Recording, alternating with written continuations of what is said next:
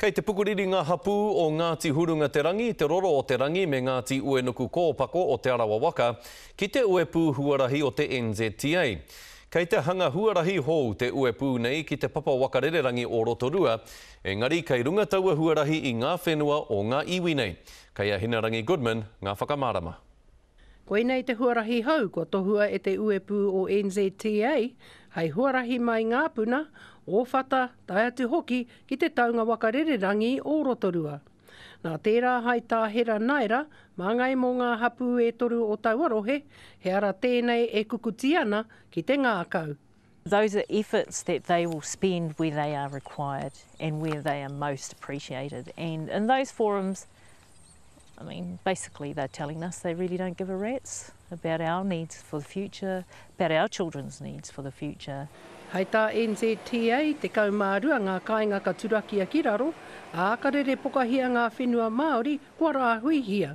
Me te wāriu utu mō tērā, he iwa te kau miliona tāra neke atu. The kaumātua have spoken about that. They spoke about that through the process of the cultural impact assessments.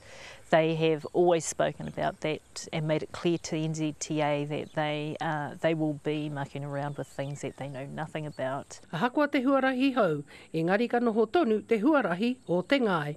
So they're looking to put this through.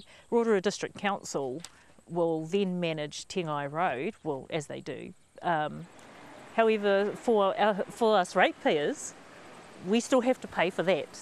So they expect us to use this, pay for that, and you know, and as well as pay for the airport.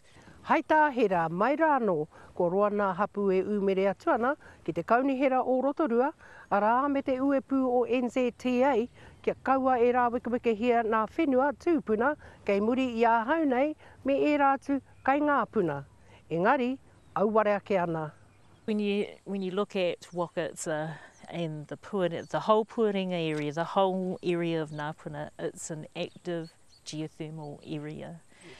So with that, you can understand that everything is fragile because it's all sinter. Mō ngā hapu e toru i tēnei wā, he take nui tēnei, ka āta wānanga hia. Ko Hinarangi Goodman, mō te karere.